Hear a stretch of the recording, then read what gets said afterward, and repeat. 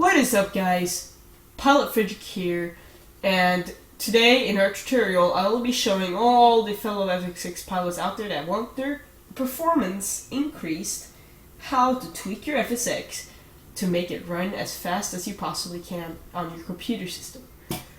So let's jump right in. First thing I would recommend is on your local drive. And if you have having something else on local drive, that's something you probably want to use. If you do, and I'll get to that in just a second. Install do not install your FSX in the default program files times 86 folder, as this will require FSX to load up longer because there's so many files. And it has to go through every single one of those files and find them, and it's so far down into the files that it takes a lot longer to load up. So I've seen some people have their own external or another drive, actually partitioned drive in their computer. If you have that, use that. It's a good idea. I'm not using this because this is just an external drive. But if you have an external drive, I guess you could use that too. But as long as it's like the transfer speed is pretty high, because it takes a long time to install stuff in there. So make sure you don't install it in here. You can, but that's risking loss of performance. Open up your FSX, and now let's go on to this another thing that you might want to do. Right click on the FSX.exe, click properties all the way on the bottom, click on compatibility, and where it says privilege level, make sure you check the box that says run this program as an administrator. This will let the program administrate and have all the administration that it needs to run FSX properly. If you don't have this checked, some functions, perhaps for example your PNDG 737 overhead panel, it will not work if you don't run this as an administrator. So that's something you want to do. So now we're going to open up FSX and just wait here, and I'll be back once it's open. Alright guys, so now that your FSX has loaded up, go to your settings, customize. Right here, and graphics, make sure you're using the device that you want to use.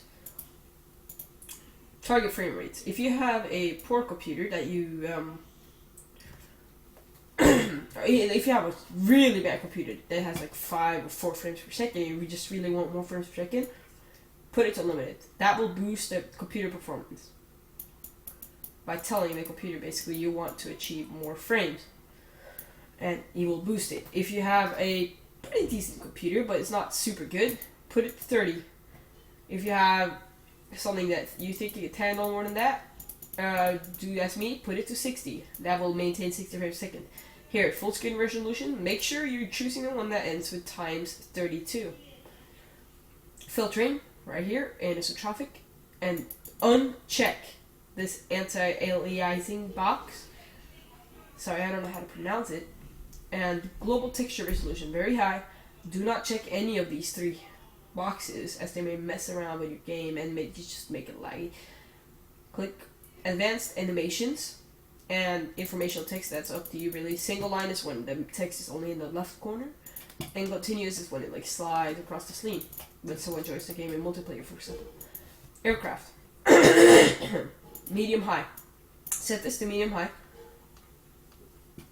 and the only thing you change is if you want to show the cockpit tooltips or not. I personally don't use this. Also right here, exterior settings. If your computer isn't that great, uncheck this box. That takes up a little bit of performance too. Scenery. Make sure all this is full except water. High times 2. Land detail textures checked. Scenery complexity extremely dense. Auto-jet density very dense. Do not have ground scenery shadows. Special effects detail high. Weather. People say that you can only see 60 miles in the game totally, but I heard if you put it to 90 miles, it will actually run a lot faster. Thermal visualization, none. You don't want that, just lags. If you're using, right here, simulation settings, if you're using the FSX default weather engine, which I don't recommend, you should probably go download FSWX Lite or something. Then if you're actually using the default, download wins, and rate of change probably medium or high or whatever you want it. That's your preference. But I don't use it, so I'm not going to use that. Detail clouds and coverage density maximum. Traffic. This, if you have AI traffic, that will literally destroy your frames. So I recommend not having any. I have Ground Services X installed, so I don't need to worry about this. I also have a little bit of traffic for ships and boats and road vehicles, but that's pretty much it. You don't have to have that if your computer can't handle it. Click OK now when you're done. Click Save. You could save it as a old configuration, which I'm going to do, or you could just type a name for your new configuration down here. So I'm just going to save it here, double click it. Do you want to replace it? Yes. Now, exit out FSX completely. You can always use Process Manager and Processes. See right here, it's not stopped yet. FSX is still running. There we go, it's not there anymore. FSX is turned off completely. Then, go here and type RUN, run. Percent app, then you want to type right here, percent app data, percent, and click OK. Next, Microsoft. FSX and your FSX.cfg. Open this up. Here are all your tweaks. It should look somewhat like this. I separated all my tiles. I recommend you just take a minute to do that right now because it will help you out a lot. So once you've done that, I have all my tweaks right here. Let's start right here. BufferPools. You probably don't have these, and I'll put all of these right here, all the tweaks, in the description so that you can copy these and put them in if you don't have them. On top here, BufferPools. Poolsize equals 0. Make sure you put that.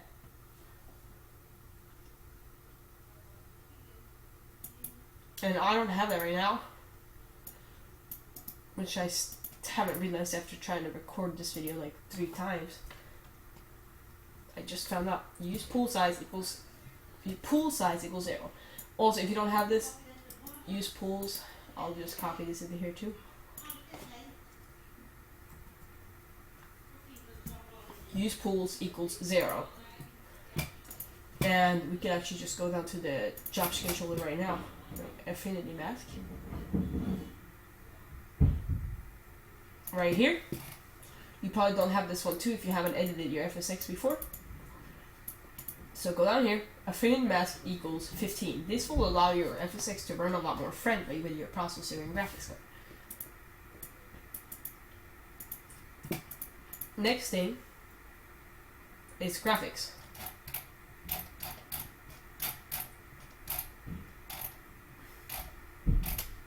When you go to graphics, texture bandwidth mold equals 120.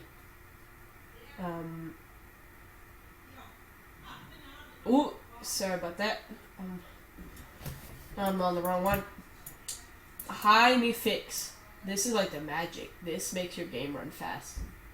This boosts the performance. I don't know how it works, it just does. This is what most people that get high frame rates use anyways. HIGHMEMFIX equals 1. Make sure you put that under the graphics section.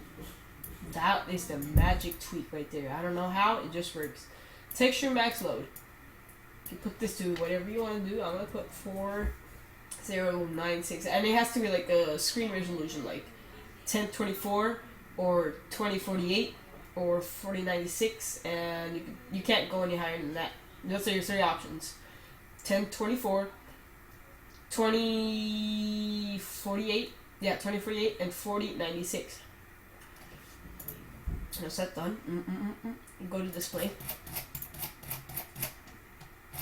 Right here. And texture bandwidth mold. Here we go. Equals 120. Make sure that's 120 and upper frame rate limit. That's what your frame rate limit on FSX will be. Like you said in the slider inside the settings. I put mine to 60 and you can put yours to 30. And if you want to limit it, I honestly don't know what to put. I think it could spell out unlimited with a capital U, or maybe whole thing capital. I think it's just a capital U. If not, just go on your FSX settings and change the slider to unlimited. Next, main right here. DisablePreload equals 1. That will load your game a lot faster. And here, 5 frame time fraction. This is going to be kind of tricky. The lower you make this, the less time you dedicate to loading your actual sceneries. So if you put this to 0. Oh, hold on. 0.01. That will put as little time as you can on loading the scenery, which may result in blurry sceneries. I would put mine to 0.15, and you can put it to 0.33, and you can put it even higher if you want even more time dedicated, but that depends how strong your system is, and I don't think you need any more than this. Next thing is HideInfoText.